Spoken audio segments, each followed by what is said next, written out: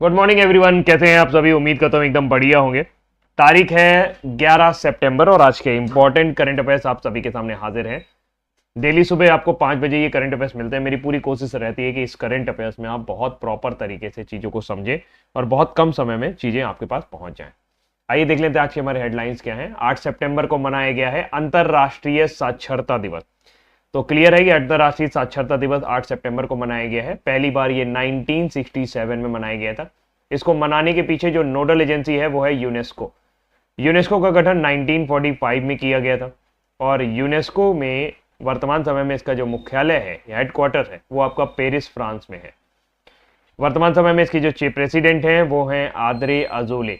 आद्रे Azoulay जो हैं ये फ्रांस से ही बिलोंग करती हैं, फ्रांस की ही पहले कल्चरल मिनिस्टर रही हैं। आज की डेट में ये यूनेस्को की हेड है। अंतर्राष्ट्रीय साक्षरता दिवस की जो थीम है वो है प्रमोटिंग मल्टीलिंगुअल एजुकेशन। क्या थीम है? Promoting multilingual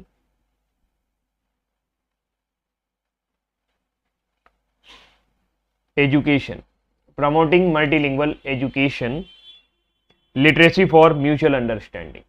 literacy for mutual understanding, ये इसके बाद यहां पर आइएगा ना, लिटरेसी फॉर म्यूचुअल अंडरस्टैंडिंग। अब भाई ये जो 1967 में गठित किया गया, मतलब ये मनाया गया, इसका मेन काम क्या था कि लिटरेसी के बारे में लोगों में जागरूकता फैलाई जाए। भारत में बात की जाए तो आर्टिकल नंबर 21A, जिसमें सभी बच्चों को शिक्षा का अधिकार उपलब्ध है। 6 से 14 वर्ष के बालकों की व्यवस्था जो है वो मुफ्त शिक्षा के अधिकार के अंतर्गत की जाएगी। जबकि आर्टिकल 45 ये डायरेक्टिव प्रिंसिपल है, ये फंडामेंटल राइट है जिसे शिक्षा का अधिकार भी कहा जाता है। आर्टिकल 45 एक डायरेक्टिव प्रिंसिपल है जो स्टेट को डायरेक्ट करता है कि भाई आप बच्चों के लिए मुफ्त शिक्षा का प्रयास करिए। हमारे देश में कोई भी व्यक्ति अगर वो 7 वर्ष से कम है और किसी भी भाषा को ना वो लिख पा रहा है ना वो पढ़ पा रहा है तो उसे हम कहते हैं कि वो निरक्षर है। भारत की जनगणना की बात की जाए, जनगणना के मुताबिक लिटरेसी के जो आंकड़े थे, भारत का लिटरेसी रेट 74.04 था, जैसे मेल यानी पुरुष साक्षरता दर 82.14% थी। महिला साक्षरता दर यानी फीमेल लिटरेसी रेट 65.46 था। डिकेड परसेंटेज चेंज आया था 8.66। भारत में सबसे अधिक साक्षर राज्य जो है वो केरल है, सबसे ज्यादा लिटरेसी रेट यहीं पर है, 94% है। लक्षद्वीप सेकंड नंबर पर आता है 91.85 के साथ। मिजोरम तीसरे नंबर पर, गोवा चौथे नंबर पर और त्रिपुरा 5वें नंबर पर। तो ये टॉप 5 स्टेट हैं जहां पर लिटरेसी भारत में सबसे ज्यादा है। जबकि सबसे खराब स्थिति की अगर हम लोग बात करें तो वो सबसे खराब है बिहार में। बिहार के बाद अरुणाचल प्रदेश का नंबर आएगा अकॉर्डिंग टू सेंसस, है ना। अरुणाचल प्रदेश के बाद राजस्थान का नंबर आएगा। ये डिक्रीजिंग ऑर्डर है, आप यहां पर सबसे कम साक्षरता दर पाएंगे, फिर उसके बाद यहां पर थोड़ी ज्यादा है, फिर यहां पर थोड़ी ज्यादा है। अब्दुल मजीद तैबानो 5 साल के कार्यकाल के लिए अल्जीरिया के राष्ट्रपति चुने गए हैं। ये दूसरा कार्यकाल होगा इन व्यक्ति का और यहां पर ऐसा बताया गया है कि 25 मिलियन मतदाता थे, मात्र 5 मिलियन मतदाताओं ने वोट डाले और जिन्होंने वोट डाले उन्होंने 94% के साथ अब्दुल मजीद तैबानो को अल्जीरिया के राष्ट्रपति के रूप में चुन लिया है।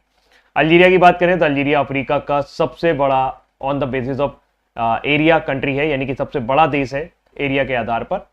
यहाँ की राजधानी है अल्जीरियस, मुद्रा चलती है दिनार, अरेबिक और तैमजिट यहाँ पर भाषाएं बोली जा सकती हैं।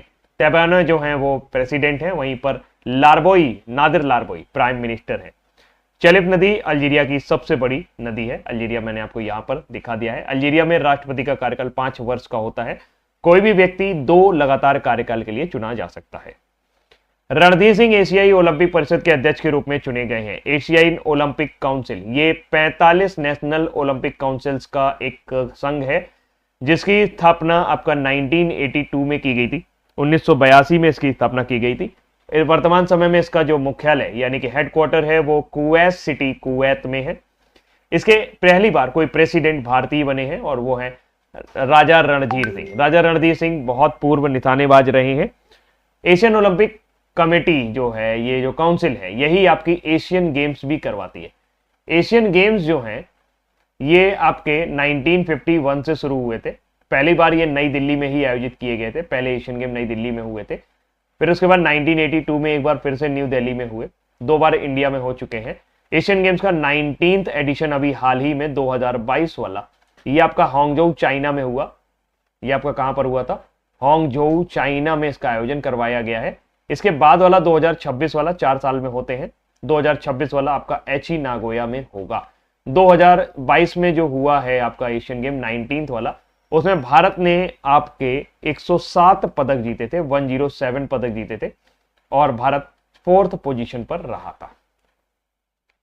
जैनिक सिनर आरेना साबालेंका ने 2024 यूएस ओपन का एकल का खिताब जीत लिया है। जैनिक सिनर इटली से आते हैं, जबकि आरेना साबालेंका जो है वो आपकी बेलारूस से बिलोंग करती हैं। तो यहां पर आप देख सकते हैं सारे ग्रैंड स्लैम के विनर्स मैं आपको बता रहा हूं। ऑस्ट्रेलियन ओपन साल का पहला ग्रैंड स्लैम होता है, दूसरे नंबर पर फिर फ्रेंच होता है, फिर आपका विंबलडन खेला जाता है और लास्ट में अंत होता है यूएस ओपन से। तो यहां पर पहला और आखिरी 2024 के दोनों ही ग्रैंड स्लैम सेम लोगों ने जीते हैं, Jannik Sinner from Italy, arena Sabalenka from Belarus. जबकि फ्रेंच ओपन कार्लोस अल्काराज ने जीता था, जो कि स्पेन से आते हैं। इगा स्विएटेक जो कि पोलैंड की हैं, उन्होंने यहां पर महिला खिताब जीता था। पुरुष खिताब विंबलडन कार्लोस अल्काराज और बारबरा क्रेजिस्कोवा। थोड़ा सा वो याद करना आपको आसान हो गया है। बारबरा क्रेजिस्कोवा चेक रिपब्लिक से है। वहीं एक चीज और याद रखिएगा, इस बार रोहन बोपन्ना और मैथ्यू एब्डेन की जोड़ी, मैथ्यू एब्डेन जो है ऑस्ट्रेलिया से हैं, रोहन बोपन्ना भारत से हैं, इन्होंने पुरुष का डबल खिताब जीता था। भारत ने पेरिस पैरालंपिक में अब तक 29 पदकों के साथ समाप्ति की है और इस तरीके से भारत के जो देखा जाए तो पैरालंपिक में अब तक का भारत का सबसे बेहतरीन अभियान रहा ये। भारत ने यहां पर कुल 7 गोल्ड मेडल जीते हैं। 7 गोल्ड मेडल के अलावा भारत ने यहां पर 9 सिल्वर मेडल जीते हैं, 13 ब्रॉन्ज मेडल जीते हैं और 29 टोटल मेडल हो गए हैं। अभी हाल ही में नवदीप सिंह जो कि भारत के F41 कैटेगरी वो होती है जिसमें हाइट कम होती है लोगों की, जेवलिन थ्रो में गोल्ड मेडल जीता है। एक्चुअल में ईरान के एक व्यक्ति थे, ईरान के प्लेयर ने यहां पर गोल्ड मेडल जीता था, बट उनको डिस्क्वालीफाई कर दिया गया। उनकी जगह यहां पर नवदीप सिंह को जो सिल्वर मेडल था उसको अपग्रेड कर दिया गया गोल्ड में। टोटल टैली देखी जाए तो पहले नंबर पर चाइना रहा है जिसने 220 पदक यहां पर हासिल किए हैं। इंडिया 18वें स्थान पर रहा है जहां पर 29 पदक हासिल किए हैं, 7, 9, 13। तो पिछले बार का रिकॉर्ड जो है वो हमने ब्रेक कर दिया। तो इस तरह से पेरिस पैरालंपिक में भारत का अभियान बहुत अच्छा रहा। ये पैरालंपिक का 17वां संस्करण था। 18वां संस्करण आपका लॉस एंजल्स में खेला जाएगा। कब खेला जाएगा? 2028 में। ओलंपिक के बाद ही आपके पैरालंपिक होते हैं। स्वच्छ वायु सर्वेक्षण रिपोर्ट में सूरत टॉप पर आ गया है। एक्चुअल में क्या है, एक प्रोग्राम शुरू किया गया था NCAP. NCAP is what? NCAP means National Clean Air Programme. इसमें 131 शहरों को चुना गया था जिन्हें नॉन अटेनमेंट सिटी कहा गया, यानी वहां पर प्रदूषण की जो मात्रा थी वो काफी ज्यादा थी। ऐसी स्थिति में एक प्राण नाम का पोर्टल लॉन्च किया गया। एनसीएपी आपका 2019 में आया था, उसी के अंतर्गत प्राण नाम का पोर्टल था। पोर्टल का नाम है for regulation of air pollution and non attainment city. तो ये पूरा का पूरा मेजर करता है। ये ministry of environment and forest climate change का संस्करण है। अगर हम बात करें तो यहां पर इस सूची में स्वच्छ वायु शहर में 3 कैटेगरी थी। 10 लाख से ऊपर आबादी वाले शहरों में सूरत टॉप पर है, जबलपुर दूसरे नंबर पर, आगरा तीसरे नंबर पर आया है।